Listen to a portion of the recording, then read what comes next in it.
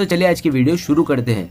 दोस्तों वीडियो शुरू करने से पहले मैं आपको एक बात बता दूं कि आपने अभी तक हमारे इस चैनल को सब्सक्राइब नहीं किया हो तो नीचे पर आपको ग्रीन बटन में सब्सक्राइब करके लिखा रहा होगा, इसके ऊपर क्लिक कर लीजिए और साइड में नोटिफिकेशन बेल भी आएगा, उसको भी क्लिक कर लेते हैं कि आपको मिल सके हमारे अगले वीडियो की नोटिफिकेशन सबसे पहले और आप कुछ नया नया सीख सके।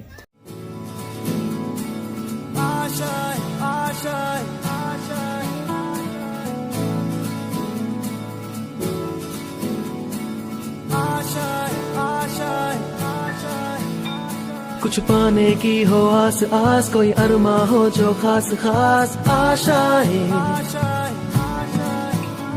हर कोशिश में हो बार बार, करे दरियाओं को आर पार आशाएं, तूफानों को चीर के मंजिलों को छीन ले, आशाएं खिले दिल की, उम्मीदें हंसे दिल की, अब मुश्किल नहीं कुछ भी, नहीं कुछ भी, आशाएं खिले दिल की। गुड मॉर्निंग विद्यार्थियों, 11 साइंस में आगळ वधीए। भौतिक विज्ञान में चैप्टर 7 जे आपणुं लर्निंग हतुं ते कणों तंत्र अने चार्ज गति में जोईए आगळ के एम दळनो पदार्थ। आपणे लास्ट में आवी थियरी भण्या हता, गबड़ता पदार्थनी गति ऊर्जा। तो पदार्थ शा माटे गबड़े छे, तो के एनी पर ढाळने कारणे जे काई घर्षण बल लागे छे, ढाळनी सपाटी परनुं घर्षण बल, के जे घर्षण बल पदार्थने सरकवा देतुं नथी, એટલે કે સ્લીપ થવા દેતું નથી। એટલે એમાં h ઊંચાઈનો थीटा ખૂણાવાળો અને સ્મોલ d લંબાઈનો ઢાળ લો। આવા લંબાઈના ઢાળને ધ્યાનમાં લો। h ઊંચાઈનો થીટા ખૂણાવાળો અને સ્મોલ d લંબાઈનો ઢાળ ने ध्यान में लो। आ छे जमीननी समक्षितिज सपाटी, समक्षितिज सपाटी। अहींया h ऊंचाईनो समक्षितिज सपाटी थी गई। हवे h ऊंचाईनो थीटा ખૂણાવાળો અને સ્મોલ d લંબાઈનો ઢાળ આ રીતે રાખો તો ચાલે, આ રીતે રાખો તો બી ચાલે। આવા ઢાળને ધ્યાનમાં લો। અહીં પદાર્થ યાદચ્છિક આકારનો સિલેક્શન કર્યો, તો m દળનો પદાર્થ છે શું કરે છે, तो कि अहीं h ऊंचाईनी टॉच परथी स्मॉल m दळनो पदार्थ, स्मॉल m दळनो पदार्थ शुं करशे, तो कि पोतानी गतिनी शरूआत करशे। पदार्थ पोतानी गतिनी शुरुआत करशे। आ पदार्थ केवी गति करे, तो कि आ पदार्थ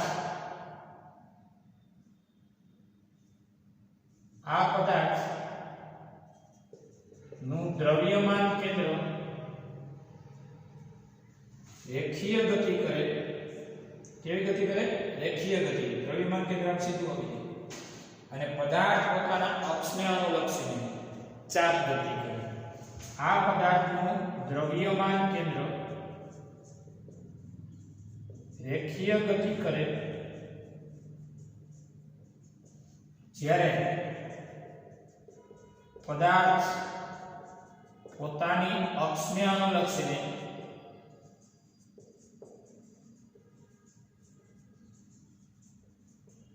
ચાપ ગતિ કરે. પદાર્થનું દ્રવ્યમાન કેન્દ્ર રેખીય ગતિ કરે અને પદાર્થ આ અક્ષને અનુલક્ષીને શું કરે? ચાપ ગતિ કરે. હવે આ પદાર્થની કુલ ગતિ ઊર્જા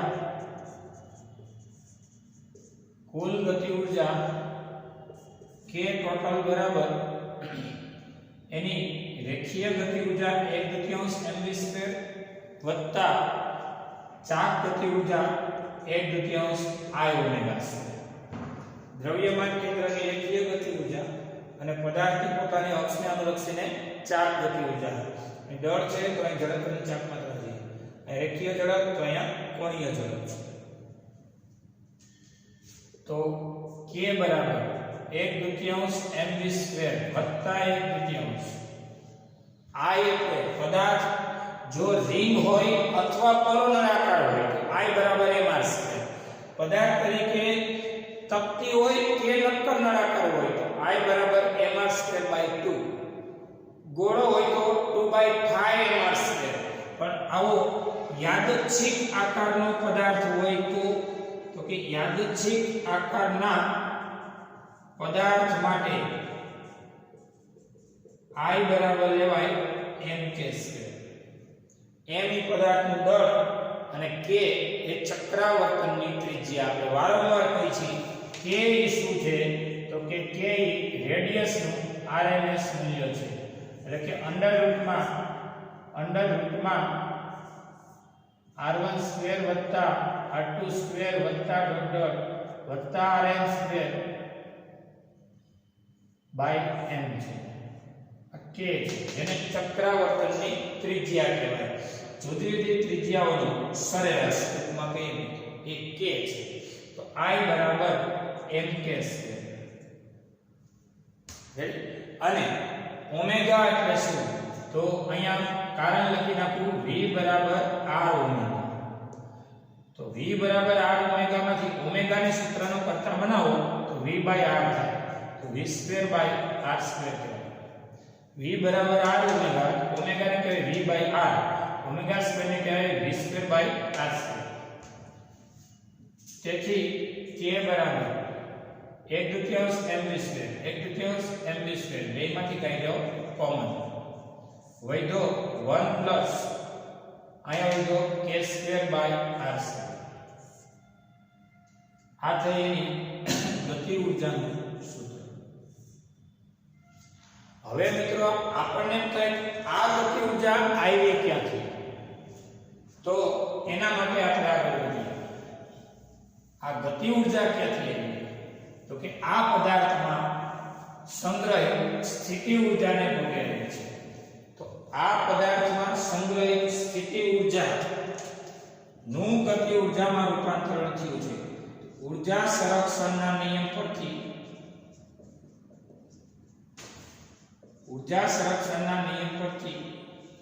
h ઊંચાઈએ m દળના પદાર્થમાં સંગ્રહિત સ્થિતિ ઊર્જા u બરાબર mgh માંથી k બરાબર 1/2 mv² માં રૂપાંતરણ થાય છે. ઊર્જા સંરક્ષણના નિયમ પરથી એક ઊર્જામાંથી બીજી ઊર્જામાં રૂપાંતરણ થાય છે. તો સ્થિતિ ઊર્જા એ h ઊંચાઈએ રહેલો m દળનો પદાર્થ હોય તો સ્થિતિ ઊર્જા mgh હોય. એમાંથી ગતિ ઊર્જામાં કન્વર્ટેશન થયું. તો હવે આપણું સમીકરણ એક રેડી અને mgh નું k માં રૂપાંતરણ છે કાઇનેટિક એનર્જી આ પોટેન્શિયલ એનર્જી હવે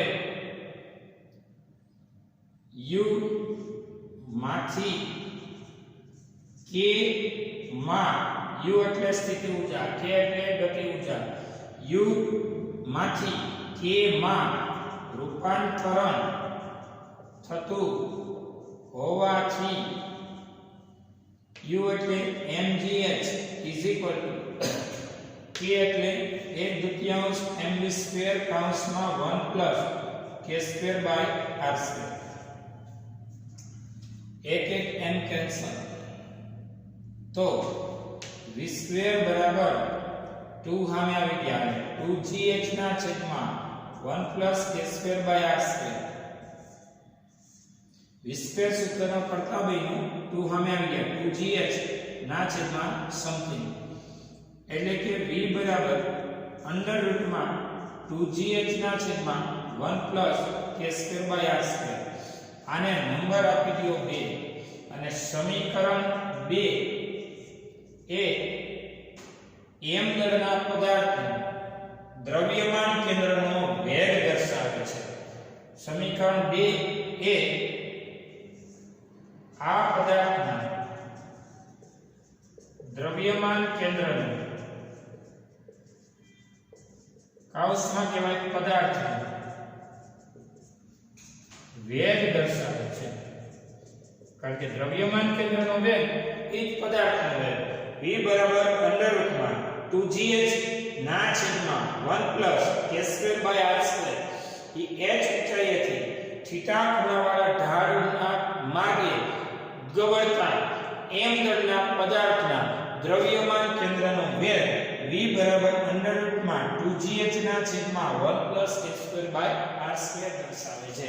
દ્રવ્યમાન કેન્દ્રનો વેગ કયો કે પદાર્થનો વેગ, બે એક જ છે, કારણ કે પદાર્થની બધી જ અસર એના સેન્ટર ઓફ માસમાં કેન્દ્રિત થયેલી હોય. આ સેન્ટર ઓફ માસ એટલે જ એનું દ્રવ્યમાન કેન્દ્ર છે. રેડી, જોઈએ.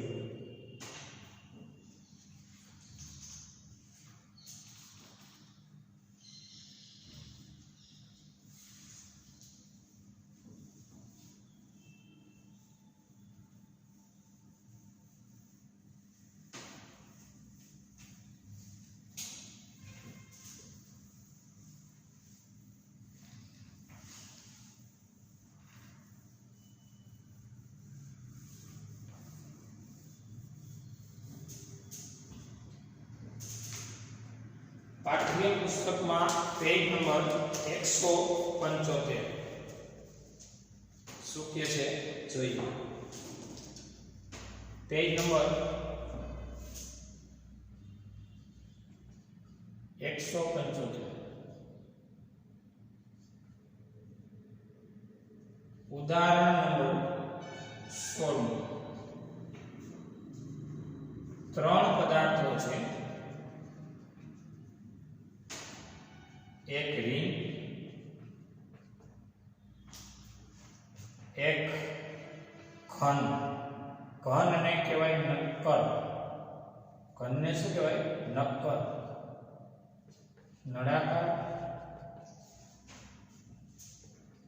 એક ઘન એટલે કે નક્કર ગોળો, એક જ ઢળતા, એક જ ઢળતા પાટિયા પર સરક્યા વગર નીચે તરફ ગબડે છે તેઓ સ્થિર અવસ્થામાંથી ગતિ શરૂ કરે છે.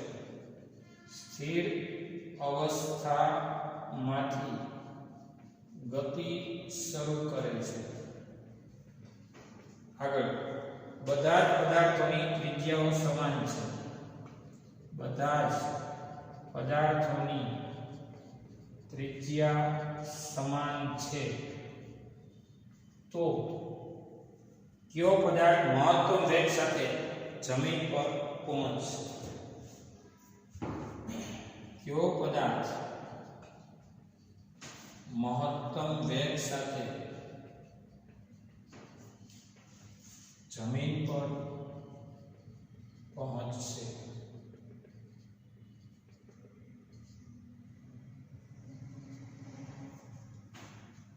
હવે આપણે ચર્ચા કરીએ ત્રણ પદાર્થોની. એમાં એક રિંગ છે.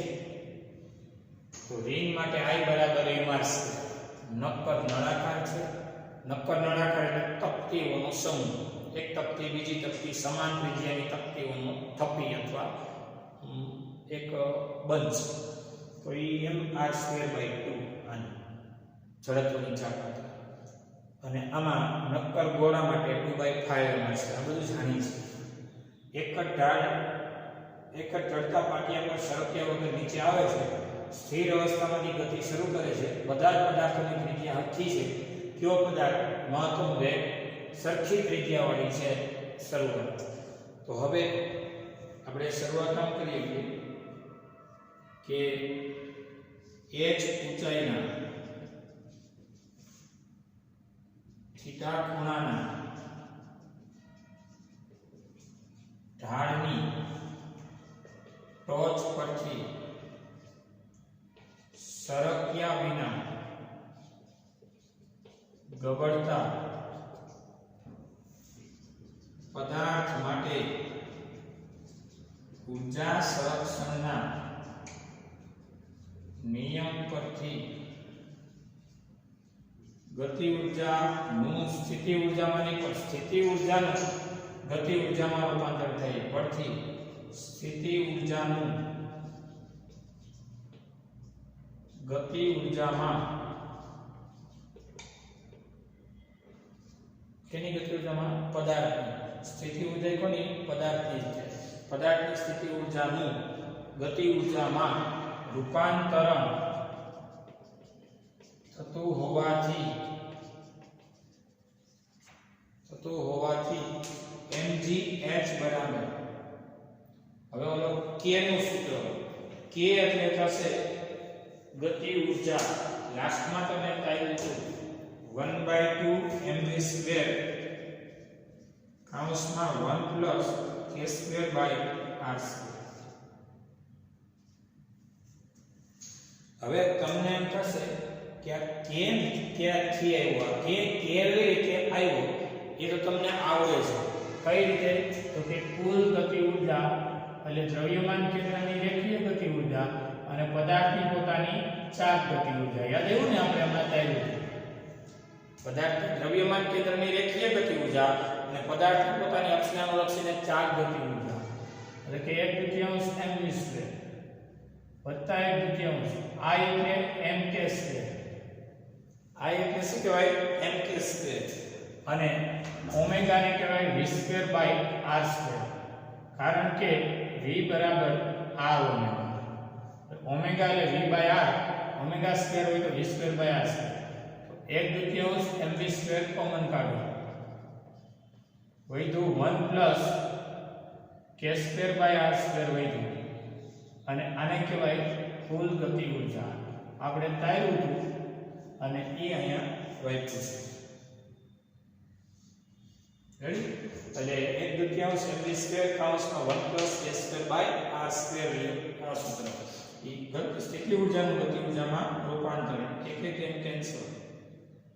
તો v² બરાબર 2 સામે આવી ગયા 2gh ના છેદમાં 1 + k²/r². તો v બરાબર √2gh ના છેદમાં 1 + k²/r². આવું વધ્યું જેને સમીકરણ 1 કહે. હવે આપણી પાસે ત્રણ પદાર્થો છે. પહેલું રિંગ છે. ચલો જોઈએ. રિંગ માટે I બરાબર mr².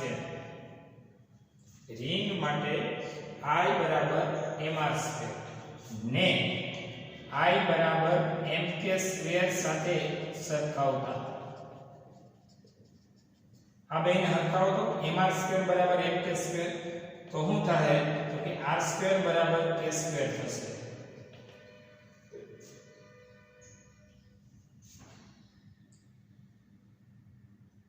નંબર 2 સમીકરણ 2 ને 1 માં મૂકો. 2 ને કેમ મૂકો? 1 માં. તેથી વેલોસિટી સફિક્સમાં રિંગ, વેલોસિટી સફિક્સમાં રિંગ અંડર રૂટમાં 2gh ના છેદમાં 1 plus k square by r square, એટલે k સ્ક્વેર ના k square by r square, અને r સ્ક્વેર એટલે k સ્ક્વેર. સમજાયું ને? r સ્ક્વેર એટલે કોણ? રિંગ માટે k સ્ક્વેર, એક k સ્ક્વેર કેન્સલ થયો. તો વેલોસિટી રિંગ શું મળી? તો કે અંડર રૂટમાં 2gh ના છેદમાં k સ્ક્વેર ઉડી ગયા, 1 વધ્યો, અને 1 પ્લસ 1 2 વધ્યો, 2 ઉડી ગયા, એટલે વેલોસિટી સફિક્સમાં રિંગ એ તમને મળી અંડર રૂટમાં gh. આ રિંગ માટે આવું. બીજો પદાર્થ છે નક્કર નળાકાર. તો હવે જેમ રિંગ માટે પ્રોસેસ થઈ એવી જ પ્રોસેસ નક્કર નળાકાર માટે કરી.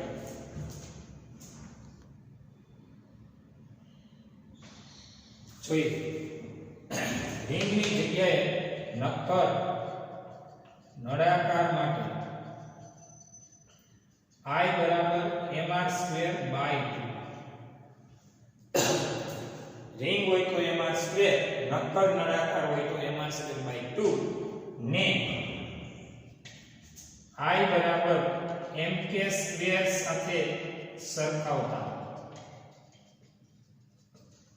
એને mk² હારે સરખાવો. mr²/2 ને mk² હારે સરખાવો તો ખરા? તો કે mr²/2 બરાબર mk² સરખાવો એટલે બેને બાજુમાં નાખો બરાબર થી. આ બે ઉડી ગયા તો r² બરાબર શું થયું? 2k² થયું. નંબર આપી દઈએ 2 સામે આવી ગયા. r² બરાબર 2k² થયું.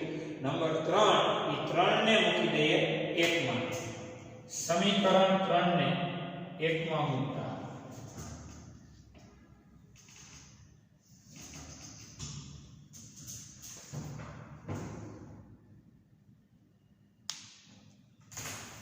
હવે 3 ને 1 માં મૂકો. સમીકરણ 3 ને 1 માં મૂકો એટલે વેલોસિટી સફિક્સમાં નક્કર નળાકાર, એટલે વેલોસિટી સફિક્સમાં નળાકાર અંડર રૂટમાં 2gh ના છેદમાં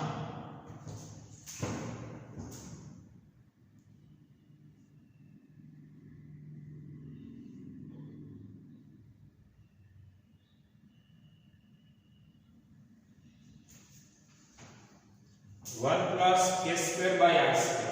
અહીંયા નહીં મળે, આમાં લીધું અને આમાં મૂકતા એટલે વેલોસિટી સફિક્સમાં નળાકાર અંડર રૂટમાં 2gh ના છેદમાં 1 plus k²/r², અને r² એટલે શું લખાય હવે? 2k². એક k² ગયા. વેલોસિટી નળાકાર અંડર રૂટમાં 2gh 1 plus 1/2. આ 1/2 કહેવાય. 1 plus 1/2 શું થાય? 3/2. એટલે 3/2. અહીંયા બાય 2 છેદનો છેદ ક્યાં અંશમાં લે, એટલે શું થઈ જાય? 4. આવો નળાકારનો વેગ.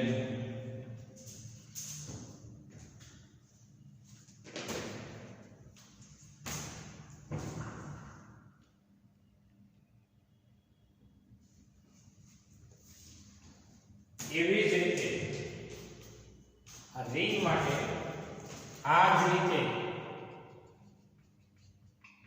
નક્કર નળાકાર માટે અને આ જ રીતે હવે ત્રીજો રાઉન્ડ, અને એ આપણે લઈએ કોણ છે? નક્કર ગોળા માટે.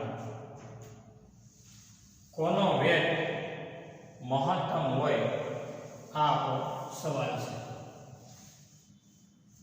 આ જ રીતે નક્કર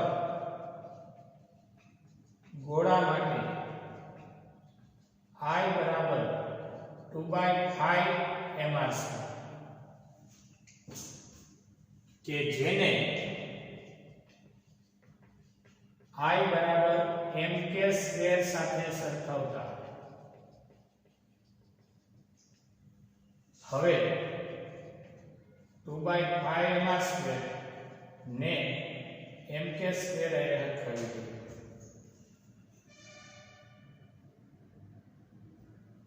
એક એક એમ કેન્સલ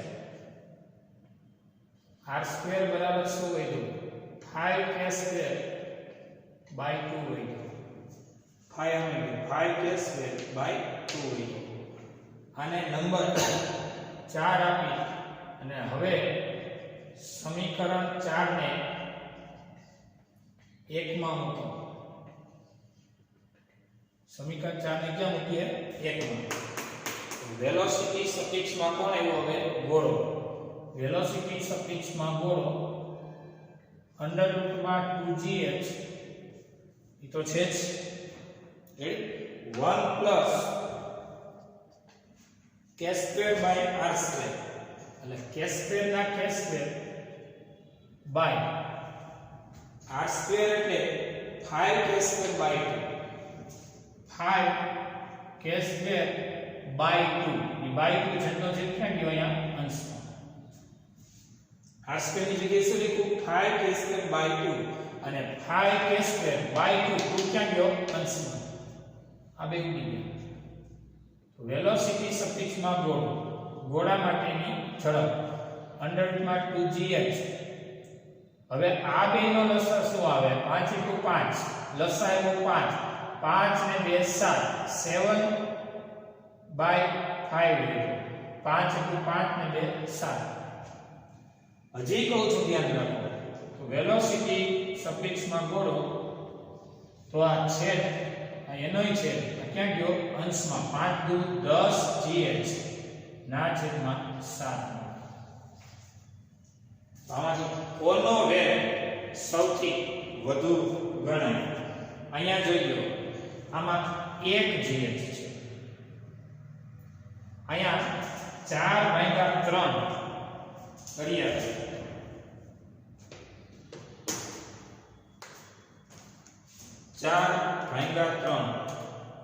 1.33 gh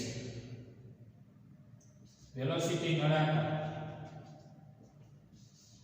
1.33 gh જ્યારે આ જેને કયો છો અને અથવા આમે લખાય વેલોસિટી સફિક્સમાં ગોળો 10/7 1.42 gh રેડી તો આ 1 gh આ 1.33 gh અને આ 1.42 gh એટલે વેલોસિટી ગોળો એ મોટો એથી નાનો વેલોસિટી નળાકાર અને સૌથી નાનો વેગ હોય ગબડતા પદાર્થમાં સરખા દળના છે અને સરખી ત્રિજ્યાના છે આકાર અલગ અલગ છે તો સૌથી ઓછો વેગ હોય તો વેલોસિટી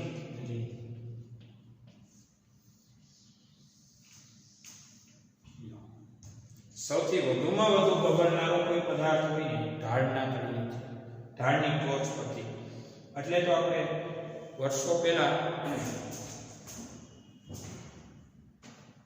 વર્ષો પહેલાના રજવાડાઓમાં તોપ રાખવામાં આવતી તોપ અને તોપ દ્વારા ગોળાને ફાયરિંગ કરવામાં આવતું અને આ ગોળો છેલ્લે ગબડતો આવે ને તોય તે કેટલી નુકસાની કરી હતો કારણ કે જેમ ગોળાનો જેમ પદાર્થનો આકાર બદલે ને એમ એનો વેલોસિટી બદલે છે એટલે અહીંયા વેલોસિટી ગોળો સૌથી મેક્સિમમ એથી ઓછો વેગ હોય નળાકાર અને સૌથી ઓછો વેગ હોય તો રિંગ જોઈએ પાઠ્યપુસ્તક શું કહે છે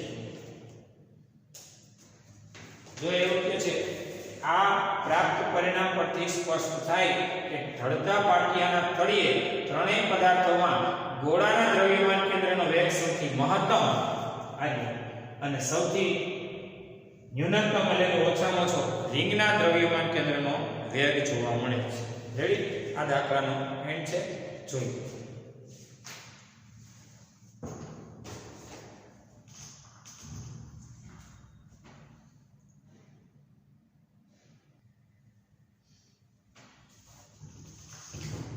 પાઠ્યપુસ્તકમાં પેજ નંબર 178 સ્વાધ્યાયનો ચોથો દાખલો. સ્વાધ્યાયનો ચોથો દાખલો. દર્શાવો કે બે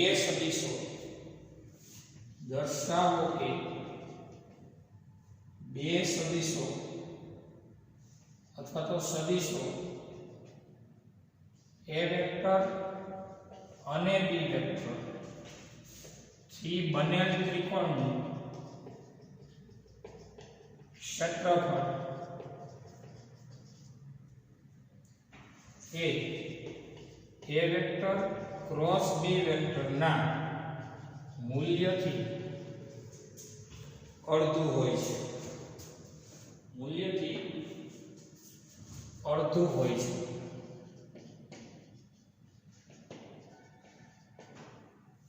એવું આપણે સાબિત કરવું છે.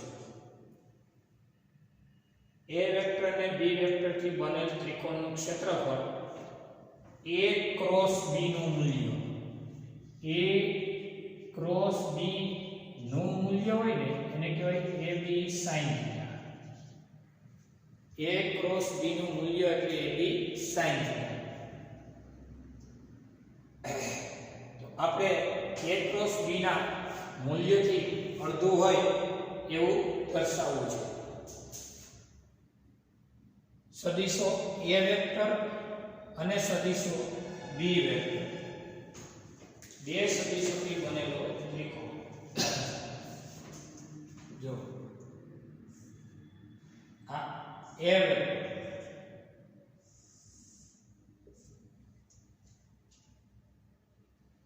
અને આ b વેક્ટર થી બનેલ ત્રિકોણ. ચલો આ બે સદિશોથી આપણે ત્રિકોણ સેટ કરીએ.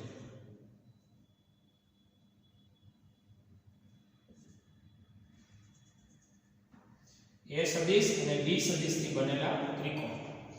અહીંયા બે સદિશો વચ્ચેનો થીટા એ કંઈક છે, એટલે કે થીટા છે. સદિશ a વેક્ટર અને b વેક્ટર વચ્ચેનો ખૂણો થીટા છે. આને કહેવાય પાયો, એટલે આને કહેવાય વેધ. ઊંચાઈ h છે.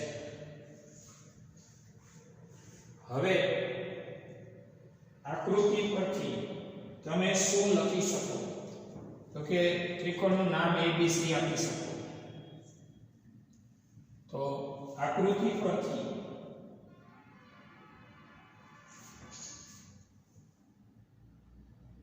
આને x અક્ષ કહીએ, આને y અક્ષ કહીએ, એટલે આ થઈ ગયું ઉગમ બિંદુ OA અને OB. આવા બે સદિશો છે, OA અને OB. A સદિશ અને B સદિશ થી બનેલા ત્રિકોણનું ક્ષેત્રફળ એ A સદિશ અને B સદિશના ક્રોસ ગુણાકારના મૂલ્યથી વધુ સાબિત કરવા જઈ રહ્યા છે. તો આકૃતિ પરથી, આકૃતિ આપેલી નથી, આપણે દોરેલી છે. આકૃતિ પરથી OA સદિશ OA એટલે b વેક્ટર. જોઈ લો ને, OA એટલે b વેક્ટર અને OB હોય તો a વેક્ટર. આકૃતિ આપેલી છે. OA એટલે b વેક્ટર અને OB હોય તો a વેક્ટર. તથા ત્રિકોણ માં ખૂણો O એ થીટા છે, એટલે કે ખૂણો AOB એ થીટા છે. AOB કેટલો છે? થીટા છે. હવે વાત કરીએ ત્રિકોણનું ક્ષેત્રફળ. કોનું? તો કે ત્રિકોણ AOB નું ક્ષેત્રફળ.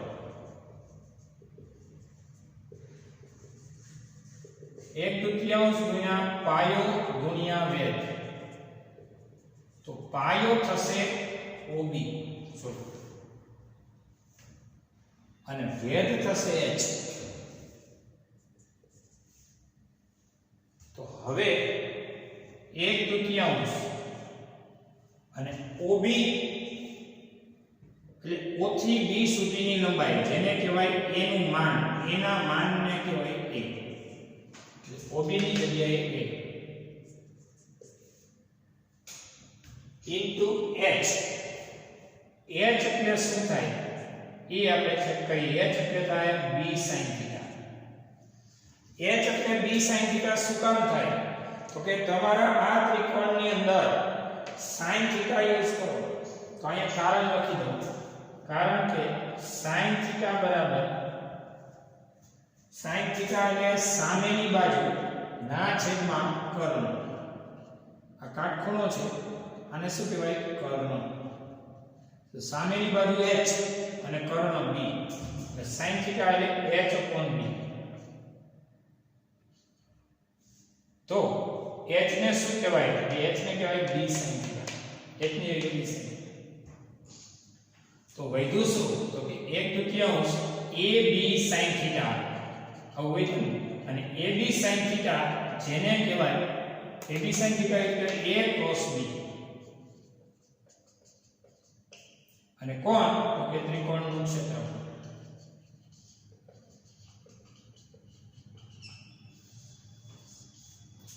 એટલે ત્રિકોણનું ક્ષેત્રફળ એ અડધું છે. અડધા વડે નો ગુણાય આને, સામેના ગુણાય એટલે અડધું થઈ જાય.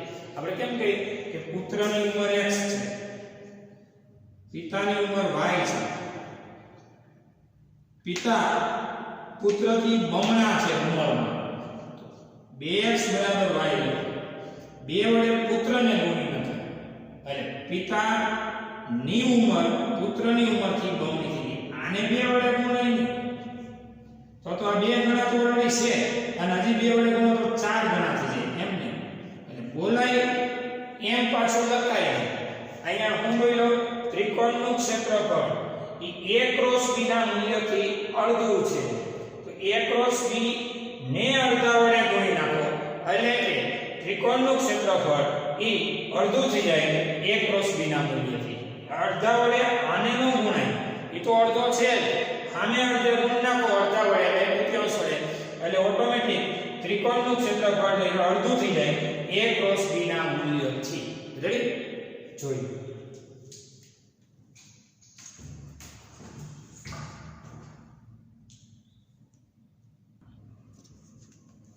चलो पेज नंबर 179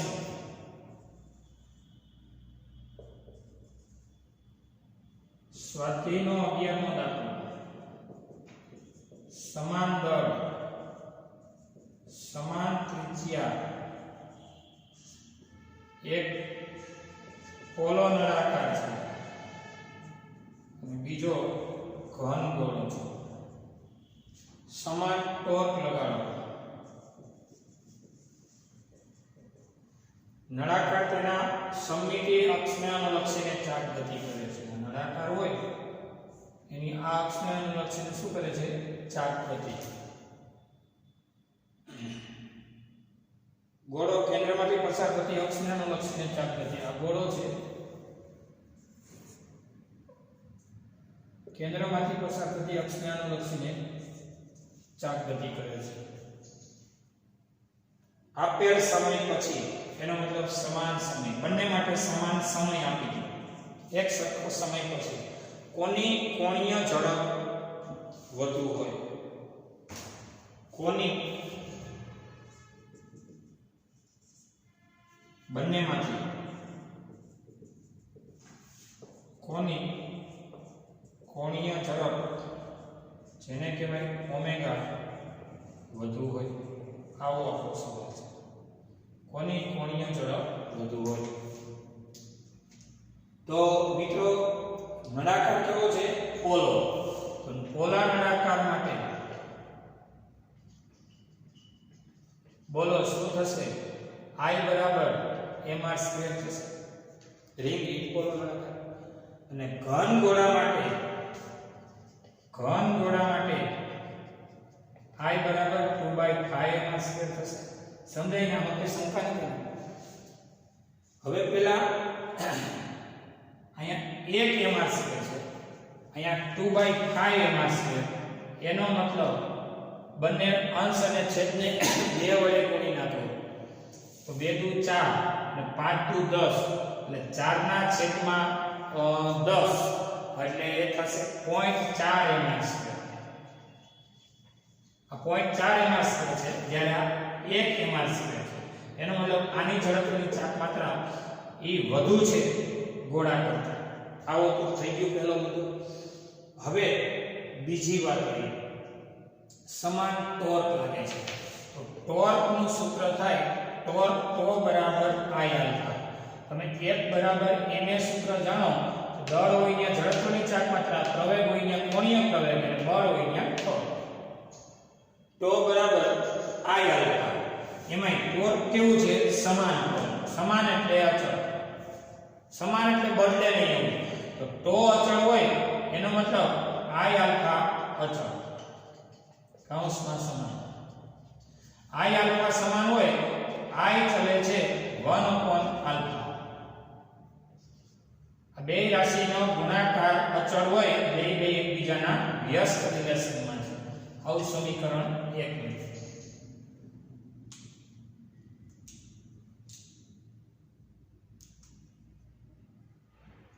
હવે સમાન દળ છે, સમાન ત્રિજ્યા છે, સમાન સમય માટે આપણે એને ટોર્ક લગાડવાનો છે. તો એ ચર્ચા આપણે કરી રહ્યા છીએ. તો આપણે જાણીએ છીએ v બરાબર v0 પ્લસ at પરથી ઓમેગા બરાબર ઓમેગા 0 પ્લસ આલ્ફા t. જો સમય પણ આવતો હોય અને સાથે સાથે કોની કોણીય જડત્વ અને બંનેની શરૂઆત બંને સ્થિર સ્થિતિમાંથી ગતિની શરૂઆત કરે છે. એટલે ઓમેગા 0 બરાબર 0, starting level 0 plus alpha t. એનો મતલબ આલ્ફા t કોણ? ઓમેગા બરાબર. અને સમાન સમય છે, સમાન એટલે અચળ. એનો મતલબ omega is proportional to alpha. Number 3. હવે તમને કે કોની કોણીય ઝડપ વધુ? તો જેની ઓમેગા વધુ હોય, સમીકરણ 1 અને 2 પરથી જેની ઓમેગા વધુ, કોની ઓમેગા વધુ, આવો સવાલ છે. કોની ઓમેગા વધુ? તો જેની ઓમેગા વધુ તેનો આલ્ફા વધુ. કારણ કે સમપ્રમાણમાં વધે તો વધે, અને જેનો આલ્ફા વધુ એની I ઓછી. બીજો મુદ્દો, જેનો આલ્ફા વધુ તેની જડત્વની ચાક માત્રા I ઓછી. એટલે જેની જડત્વની ચાક માત્રા ઓછી હોય એ તમારો જવાબ. આપણે ઉદાહરણ સમજાવવા છે. કોની ઓમેગા વધુ? તો કે જેની ઓમેગા વધુ એનો આલ્ફા વધુ, અને જેનો આલ્ફા વધુ એની જડત્વની ચાક માત્રા I ઓછી, અને જડત્વની ચાક માત્રા I ઓછી હોય એ જવાબ. આ જવાબ કરતા આ જવાબ વધુ બેટર છે. આ સારો છે. શા માટે સારો છે? કારણ કે I 1 કરતા અહીંયા ઓછી છે. તો આપેલ પરિસ્થિતિ પરથી, આપેલ આકૃતિ પરથી આનું નામ શું છે? તો કે નક્કર ગોળો. તો કે નક્કર ગોળા માટે ઓમેગા વધુ હોય.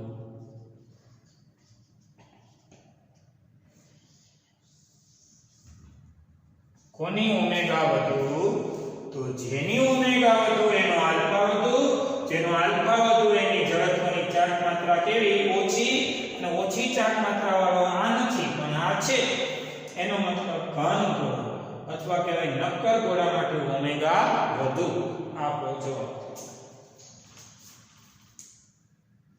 જોઈ લો.